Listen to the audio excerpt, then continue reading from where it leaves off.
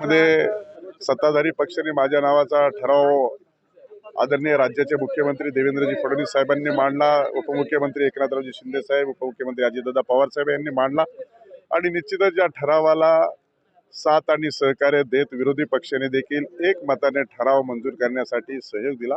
अतिशय चांगलं वातावरण आहे, आनंदाचं वातावरण आहे। माझ्या संदर्भामध्ये जे काही भाष्य केलं माझ्या जीवनपटावरची असेल किंवा माझ्या विधिमंडळातील कामकाजा संदर्भात सर्वच सभासदांनी जो नामोल्लेख केला, निश्चित स्वरूपामध्ये मिळालेली संधी स्वतःला सिद्ध करण्यासाठी मी यथायोग्य चांगले पद्धतीने समजतो आणि येणाऱ्या कालखंडामध्ये विधिमंडळाच्या कामकाजामध्ये उजवा डावा सत्ताधारी विरोधी पक्ष न पाहता या महाराष्ट्रातील जनतेला न्याय देण्याची भूमिका म्हणून सभापती आणि पीठासीन अधिकारी म्हणून मी पाहिल आणि लोकशाहीमध्ये विधिमंडळाचं कामकाज अधिकाधिक वृद्धिंगत आणि दृढ होण्याच्या दृष्टिकोनातून मी पाहिल।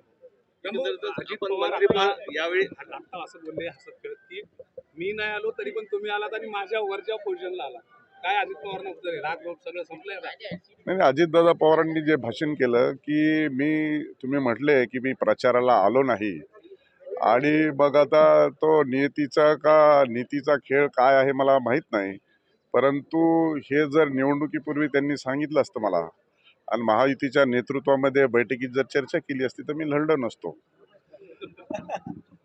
त्यांना जर असंच करायचं होतं त्यामुळे एक वेळा दोन वेळा त्यांनी स्वतःहून असं बोलणं आता योग्य आहे की नाही योग्य, मी ज्या पदावर बसलेलो आहे, परंतु मला असं वाटतं की पुन्हा पुन्हा ती चर्चा करणं योग्य होणार नाही। मला सर्वोच्च पदावरती सत्ताधारी पक्षाने बसवलेलं आहे, अतिशय चांगल्या वातावरणामध्ये यावरती काही अधिकची टिप्पणी करणं योग्य होणार नाही।